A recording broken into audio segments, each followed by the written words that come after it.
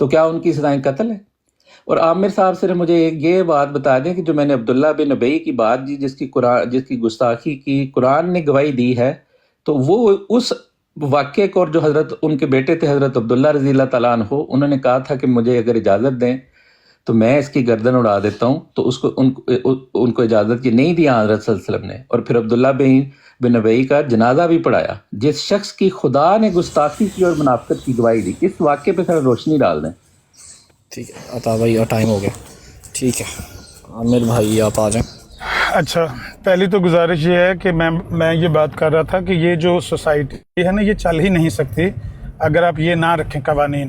حتیٰ کہ ہندوستان کی جو دائریہ حکومت تھی نا، ملحدین کی حکومت تھی ہندوستان میں، برطانیہ کی جو 1947، انہوں نے بھی، برطانوی حکومت نے بھی وہاں پر یہ 295 انہوں نے ہی بنایا تھا کہ جو مذہبی مقدسات ہیں، اگر آپ ان کی توہین کو، اس کا سد باب نہیں کریں گے، دروازہ بند نہیں کریں گے، معاشرہ چل ہی نہیں سکتا آگے۔ لیکن بہرحال وہ راجہ صاحب کہتے ہیں کہ جو باتیں عامر کر رہے ہیں نا، یہ ان کا دین اسلام سے کوئی لینا دینا نہیں۔ میں کہتا ہوں کہ راجہ صاحب جو باتیں آپ کر رہے ہیں، ان کا نہ صرف دین اسلام سے کوئی لینا دینا نہیں، بلکہ مرزا صاحب کے لائے ہوئے بھی دین سے کوئی لینا دینا نہیں، کیونکہ مرزا صاحب کے نزدیک بھی مرتد کی سزا قتل ہے، پر آپ کے اس جدید دین میں مرتد کی سزا بھی قتل نہیں ہے۔ آپ کا یہ دین جو آپ کو مرزا طاہر صاحب نے بنا کر دیا ہے نا، اس میں مرتد کی سزا بھی قتل نہیں ہے۔ تو مرزا صاحب جس دین کے صاحب شریعت نبی ہونے کے مدعی تھے، جس میں وہ کہتے تھے کہ جس پر امر اور نہیں آ جائیں جس کی وہی میں، وہی صاحب شریعت ہوتا ہے، وہ صاحب شریعت صاحب فرماتے ہیں کہ مرتد کی سزا اسلام میں قتل ہے، لیکن آپ کے تو دین میں مرتد کی سزا بھی قتل نہیں ہے۔ اسی طرح سے شاتم کی بھی سزا موت نہیں ہے آپ کے دین میں، لیکن اس کا تعلق دین اسلام سے کوئی لینا دینا نہیں، یہ آپ کا اپنا بنایا ہوا ہے۔ رہی عبداللہ بن ابی والی بات، تو اصل یہ باریک بات ہے کہ نبی علیہ الصلوۃ والسلام کی توہین یا گستاخی مسلمانوں کے نزدیک تو وہ واجب القتل ہے، گستاخ، لیکن نبی علیہ الصلوۃ والسلام کی ڈائریکٹ وہ گستاخی کرتا ہے، ان کے زمانے میں کرتا ہے، خود ان کے سامنے کرتا ہے، ان کے دور میں کرتا ہے۔ نبی پاک خود مختار ہیں اس بات پر، جس کو چاہیں معاف کر دیں، جس کو چاہیں سزا دے دیں۔ میں نے کہا کہ ابن قتل کیا نبی علیہ الصلوۃ والسلام نے قتل کا فتویٰ دیا کہ نہیں دیا، کہ کعبے میں، غلاف کعبے میں لپٹا ہوا ملے تو پکڑ کے قتل کر دینا؟ جہاں آپ نے کہا ہے کہ ایک خاص دعویٰ آپ نے کیا، ریکارڈنگ ہو رہی ہے، آپ نے کہا کہ اس کی وجہ اس کی شاتمیت نہیں تھی بلکہ اس کی محاربت تھی، یہ مخصوص دعویٰ ہے۔ اس مخصوص دعوے کے لیے مخالفانہ گفتگو میں یہ اسلوب ہے کہ مخصوص دعوے کے لیے مخصوص دلیل کی ضرورت ہوتی ہے۔ یہ مخصوص دلیل دے دیں کہ ان کی، جن کو نبی علیہ الصلوۃ والسلام نے فتح مکہ کے موقع پر واجب القتل قرار دیا تھا، ان کے قتل کی وجہ محاربت تھی، ان کی شاتمیت نہیں تھی، یہ مخصوص دلیل دے دیں، میں ہارا یہ جیتے۔ اس ساری گفتگو کو میں ان کے نام کر دوں گا کہ راجہ صاحب جیت گئے، میں ہار گیا۔ چلو جی دے دیں اس کی دلیل، اس مخصوص دعوے کی مخصوص دلیل دینی ہے، یعنی خاص دعوے کی خاص دلیل دینی ہے۔ لائیں وہ تخصیص کے ساتھ جہاں یہ بات بیان ہوئی ہے وہ پیش کریں۔ سارے اپنے پاس سے گھڑ گھڑ کے اللہ معاف کرے، یہ مرزا طاہر صاحب نے ان کو باتیں بنا کے دے دی ہیں، اس کا نام دین اسلام رکھا ہوا ہے، اور کہتے ہیں اگر کوئی اسلام بیان کرے، شریعت کے مسائل بیان کرے تو کتنی دلیری سے کہہ دیتے ہیں ان کا دین اسلام سے کوئی لینا دینا نہیں۔ بھائی آپ کو تو ساری مسلم امت نے کہہ دیا کہ آپ کا دین اسلام سے کوئی لینا دینا نہیں، آپ ہماری باتوں کو کہیں گے کہ ان کا دین اسلام سے کوئی لینا دینا نہیں، کیا فرق پڑ جائے گا؟ اپنی بات کو ایویلیویٹ کر لیں، دنیا کے سامنے پیش کر کے اس کا وزن تول لیں کہ یہ کتنے کلو کا ہے۔ یہ بات بے معنی ہے جو آپ کر رہے ہیں، اور لوگوں پر تنقید دے رہے ہیں، اس کا دین اسلام سے کوئی لینا دینا نہیں، بس ٹائم ہو گیا، آپ کا کوئی دین اسلام سے لینا دینا نہیں۔ یہ آپ کا ٹائم ہو گیا پورا۔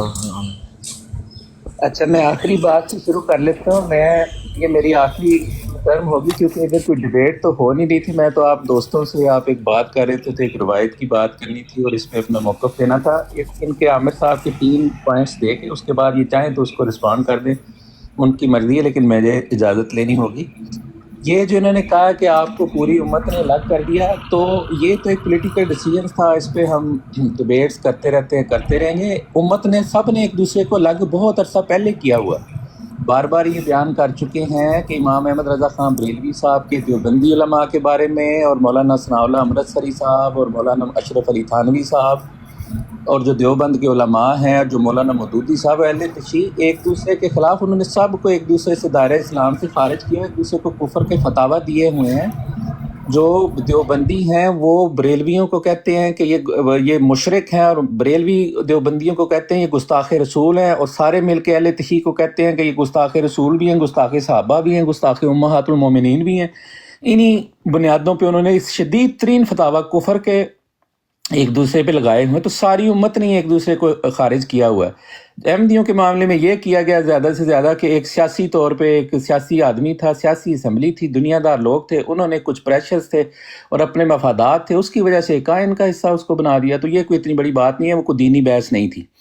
دوسری بات یہ رہی کہ عبداللہ بن ابی کی جو اچھا وہ میں نے تو کسی شخص کا نام ہی نہیں لیا، ریکارڈنگ یہ بھی اٹھا کے دیکھ لیں، یہ ریکارڈنگز کی طرف عامر صاحب توجہ دلواتے رہتے ہیں۔ میں نے ایک اصولی بات کی ہے، ہاں پھر جب ہم اس پہ بات کریں گے کہ یہ شخص، تو اس کی بات کر لیں گے۔ میں نے کہا کہ ایک بھی شخص ایسا نہیں ہے جس کو صرف اس وجہ سے کہ اس نے صرف گستاخی کی تھی یا ارتداد کیا تھا تو اس کو سزا اس وجہ سے دی گئی۔ ان کے ساتھ سب کے ساتھ اس کے ساتھ بھی ہوں گے جس کا آپ نے نام معاملہ لیا۔ باقی یہ رہی آپ کی بات کہ آپ کبھی مرزا طاہر صاحب کبھی حضرت صاحب کی بات، میں تو اسلام کی بات کر رہا ہوں، قرآنی آیات موجود ہیں، حضرت صلی اللہ علیہ وسلم کی حدیث موجود ہیں، واقعات موجود ہیں۔ عبداللہ بن ابی کی بات پہ میں ختم کرتا ہوں۔ قرآن گواہی دے رہا ہے گستاخی کی، اور رئیس المنافقین اس کو سمجھا جاتا ہے۔ آپ یہ بتا رہے ہیں، قرآن کہہ رہا ہے کہ اسوہ کامل ہے سیدنا رسول اللہ صلی اللہ علیہ وسلم کی ذات جو ہے، تو اگر آپ یہ بتا رہے ہیں کہ خود رسول اللہ صلی اللہ علیہ وسلم نے منع کر دیا اور ہمیں اجازت دے دی، یہ دین آپ کو مبارک ہو، ہم اس دین سے جو ہیں وہ دور ہی بہتر ہیں۔ ہمیں یہ پتہ ہے کہ اس دنیا میں دین اللہ تعالیٰ نے قرآن کریم حضرت صلی اللہ علیہ وسلم کے قلب سلیم پر نازل کیا، آپ کے ذریعے سے ہمیں دین سکھایا، آپ کا یہ اسوہ ہمارے لیے کامل اسوہ ہے۔ اور اس بارے میں بہت سارے واقعات کے ساتھ یہ وہ واقعہ ہے کہ جہاں کسی میں گنجائش نہیں ہے، کیونکہ گواہی خدا کی ہے ایک شخص کے بارے میں، اس کی بدترین گستاخی، لیکن اس کے قتل سے نہ صرف منع کیا، اس کا جنازہ پڑھایا۔ تو ہمارے لیے یہی اسوہ ہے۔ باقی ہمارے دل کی حسرتیں ہیں لوگوں کو مارنے کے لیے، خون کے پیاسا ان کا ہونے کے لیے، ایڈمنسٹریٹیولی یس یہ ضرور بات ہے، پھر اس میں صرف اسلام کی بات نہیں ہے، مسلمان کے جو دوسرے بھی دین ہیں ان کے بزرگوں کے احترام کے لیے وہ قوانین موجود ہیں، اس سے ہمارا اتفاق ہے۔ تو بس پھر میں نے جیسے پہلے بات کرنے سے عرض کی تھی، مجھے اب اجازت لینی ہے۔ میں نے بتایا تھا آپ کو کہ میں تو کھانا کھاتے وہ ایک روایت تھی تو اس کی تصدیق کے لیے حاضر ہوا تھا، تھوڑی میں نے گفتگو کر دی ہے، اب آپ لوگ جاری رکھیں۔ جواب سن کے پھر آپ چلے جائیے۔ ٹھیک ہے، میں جواب سنوں گا، ٹھیک ہے۔ اچھا، جس طرح میں نے عرض کیا ہے کہ ایک غلط بات، پھر اس کے بعد اس کا دفاع نہ کرنا، پھر اس کے بعد دوسری غلط بات کر دینا، یہی ان کا رویہ ہے، یہی ان کا وتیرہ۔ جہاں بھی آپ دیکھیں گے، ابھی پرسوں بھی اسی موضوع پر بات ہو رہی تھی، کیوں غلط باتیں آپ کرتے ہیں کہ ان کے قتل کی وجہ ان کی محاربت تھی، ان کی شاطمیت نہیں تھی۔ یہ خاص دعویٰ کیا، میں نے کہا اس کی خاص دلیل دے دیں، اس ساری گفتگو میں آپ کے نام لکھ دوں گا، نہیں دیا جواب۔ پھر کہتے ہیں عبداللہ بن ابی کو، اس کے بیٹے کو کہا کہ نہ کرنا قتل، اور خود نبی پاک نے اس کا جنازہ، دیکھو نبی پاک نے خود معاف کر دیا، ہمیں قتل کی سزا بتا دی کہ اس کی سزا قتل۔ بھائی نبی علیہ الصلوۃ والسلام نے اپنے گستاخوں کے لیے قتل کے فتوے دیے ہوئے تھے، جو فتح مکہ کے موقع پر جن لوگوں کی قتل کی نبی علیہ الصلوۃ والسلام نے حکم جاری کیے تھے، ان کے بارے میں کہا تھا وہ غلاف کعبہ میں بھی لپٹا ہوا ملے اس کو قتل کر دینا۔ ایک بندے کو سیدنا عثمان رضی اللہ تعالیٰ عنہ لے کر آئے امان دے کر، نبی علیہ السلام نے منہ دوسری طرف پھیر لیا، پھر انہوں نے دوسری طرف جا کے کہا یا رسول اللہ یہ بندہ امان چاہتا ہے، نبی پاک نے پھر نہیں جواب دیا۔ تیسری بار جو پھر نبی پاک نے اس کو امان دے دی۔ بعد میں صحابہ نے کہا، صحابہ کو نبی علیہ السلام نے کہا میں نے تمہیں کہا تھا کہ جب بھی وہ سامنے آئے قتل کر دینا، تو تم نے اس کو قتل کیوں نہیں کیا تھا؟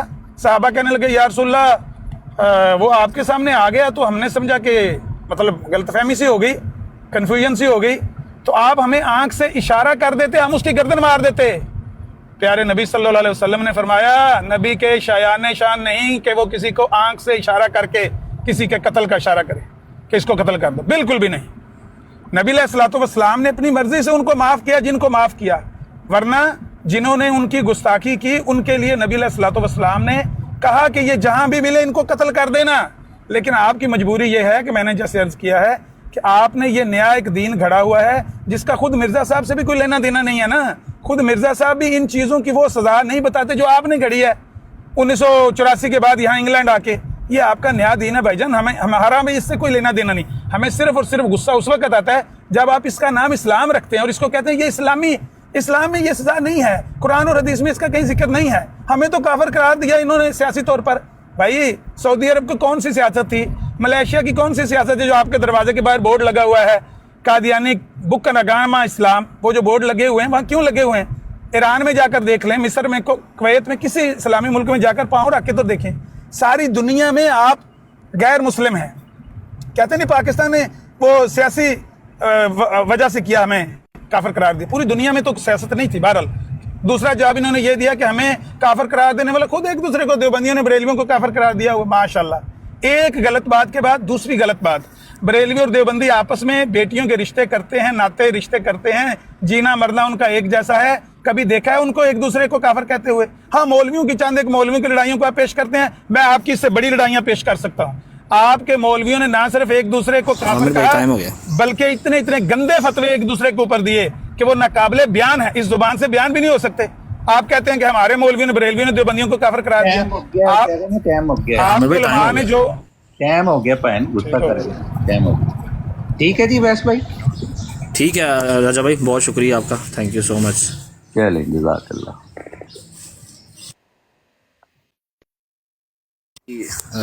اچھا, اب اور دوستوں کو موقع دیتے ہیں. سرور بہن نے کچھ کہنا ہے؟